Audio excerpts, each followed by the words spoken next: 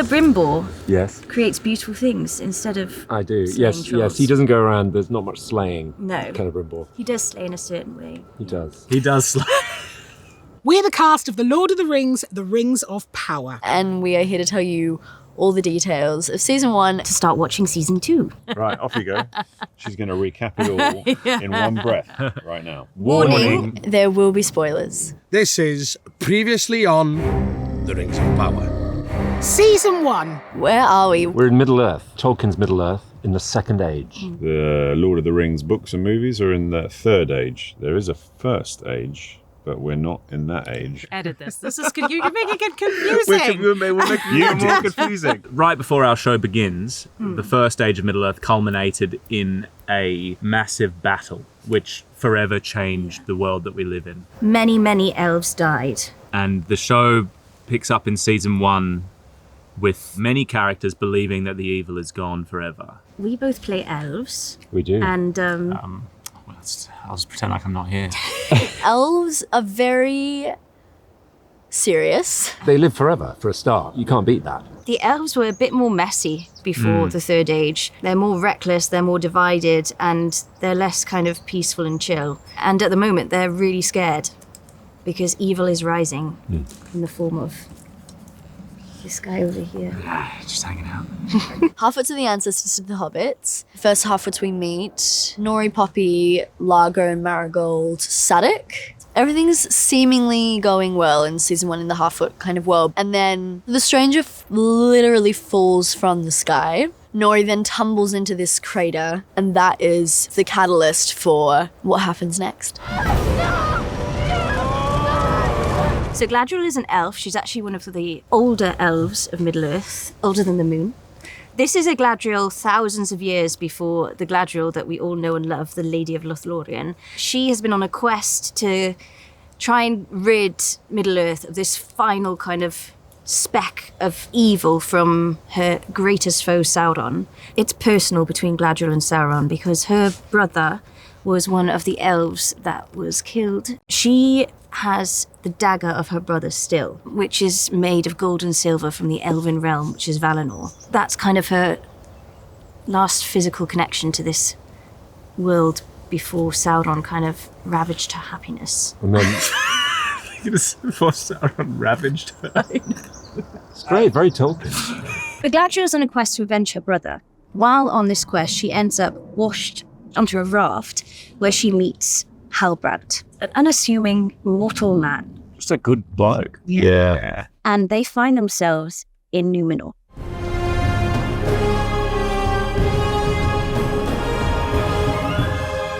Numenor. Númenor. Thank you. with Yeah, an R. Númenor. Tap that R. Númenor. One of the questions one is asked is, are the Numenorians human? The short answer is yes. The longer answer is, I think humans, but with an asterisk. we've got a bit of elf in us, right, in the background. Humans that live for a very, very long time. So how old are you? I think I meant to be like 80. Oh, I'm at least 156. So apparently the Numenorian doesn't really get old. Yeah. Just looks fantastic and then dies. Numenor is an island. I happen to be the captain of the ship, Elendil, and I discover Galadriel in the water with a very rough and ready man called Halbrand, and I save them. But once I pick up Galadriel and Halbrand, a very rough and ready character, he hasn't shaved for a long Rough time. and ready. There was problems. There's almost a fight immediately with that guy.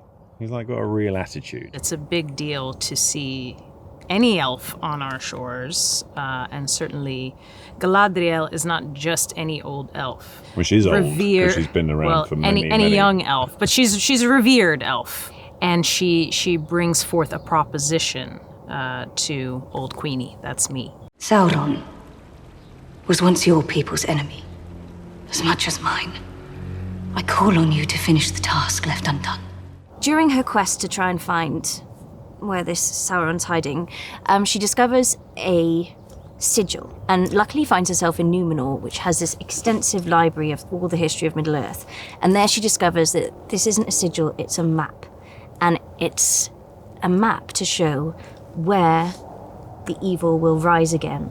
She says there's a dark force coming towards the Southlands. She feels that evil is rising again, and we need to go and save the people of the Southlands. Fight with me, essentially. Fight by my side. Bring your Numenorian armies, and let us stamp out evil together. And we say, no way. Well, I don't say no way. She says no way, and I do what I'm told. We do decide that she needs to leave the island, and we send her on a ship. But just at that moment, the wind blows. Oh, yeah. And the leaves come off Nimloth, I think, if I'm not mistaken. The white tree of Nimloth. The white tree of Nimloth. It's a sign. It's a sign. We cannot let Galadriel go. We need to follow her path. Things are pretty bad in the Southlands. Orcs have kind of taken over, and the orcs are abusing and frightening. Sorry, just got a bit dazzled.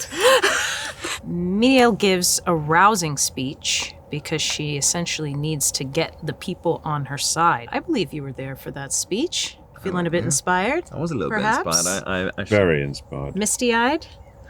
No. Anyway, I convinced the people, and off to battle we go. It's us in our armor and our Numenorian finest on horses. Cynthia Addai-Robinson loves a horse. She thinks horses are fantastic and is very comfortable on them. They're very smart animals. We arrive and we attempt to win the day, but we don't exactly get the result we were hoping for. Celebrations happening in Tir Harad that we, captured Adar, and the Numenorians saved the day, and then the volcano happens, and there's an eruption, and everything boots off. Yeah, so there was an ancient plan that Adar had made. They have a sword which has been buried. Theo finds it. It changes hands throughout the season, and it ends up with Adar, and there's a brief sort of conflict about trying to get this sword, but Adar has in secret given it to his trusty sidekick, Waldreg. Yeah. And Waldreg goes, and in his proudest moment, he opens the floodgates, quite literally.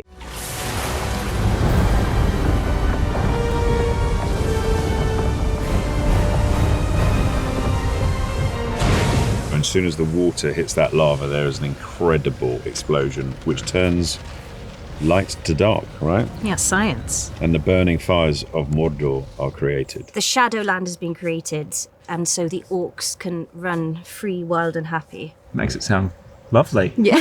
Well, for them it is. For them it is. We awaken in the rubble of an explosion and volcano. Everyone's confused and delirious. I lead us. You lead us into the house. This little house. To get people out of safety. And I'm looking around and I can see that the building's about to fall down. I think you're pretty hell-bent on still trying to save more and more people. I was trying to be a hero. Yeah. I was trying to be a hero. Míriel is. I am. But... Well, I was holding up a beam to make sure that Míriel could still get out. And then I could see that the building was collapsing. So Isildur grabs Míriel, throws her out, and then gets buried under the building. And I am a little worse for wear. And it is not until we reconnect that we realize and understand that I am blinded. You're dead, and I'm blind. And she tells me the news that my son is dead. It's a big day. Hilarious. Apparently it's funny that Isildur is dead.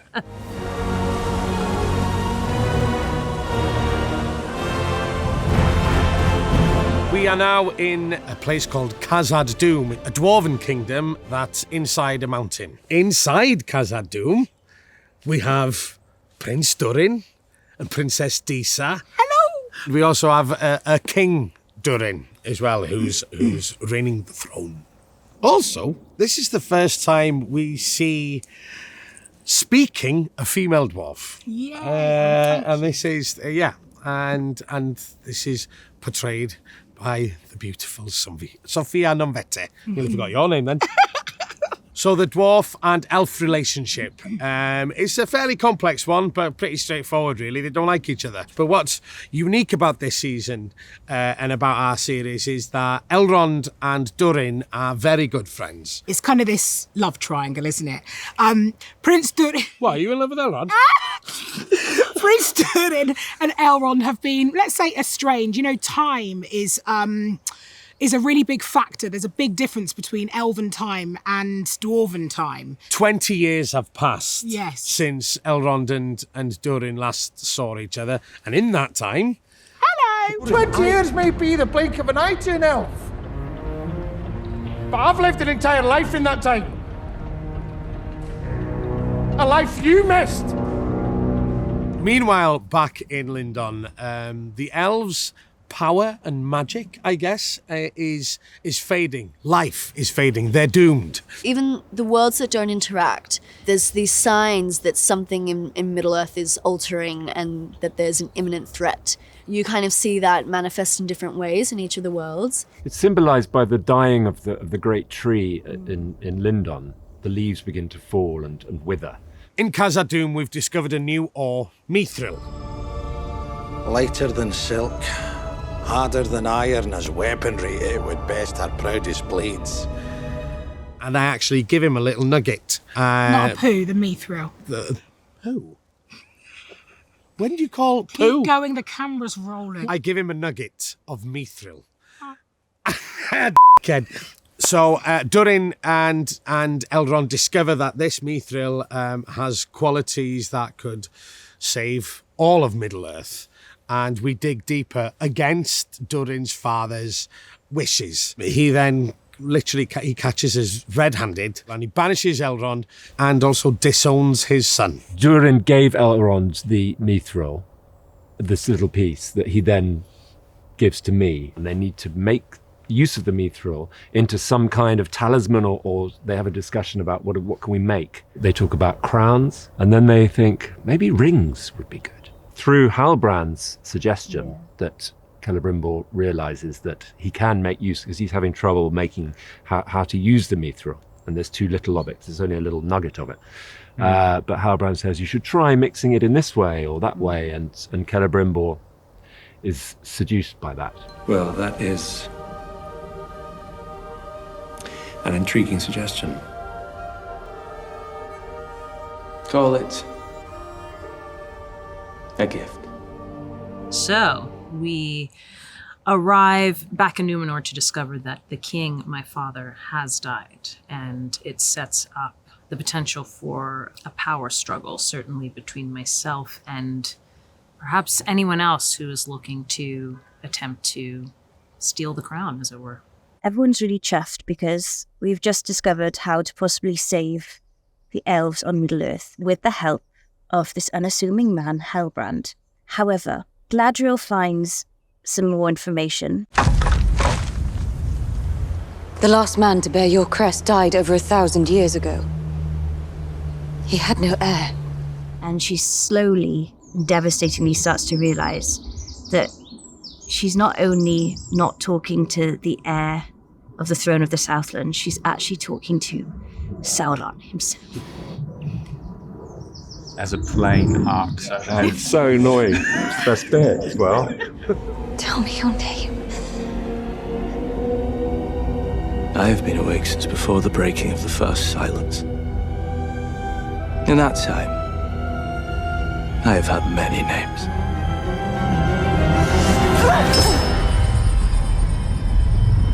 It leads them to the point of no return in the 8th episode when she figures out who he is, and he makes a pitch to her and says, "Join me." It's a great bit. Up. It's a brilliant bit.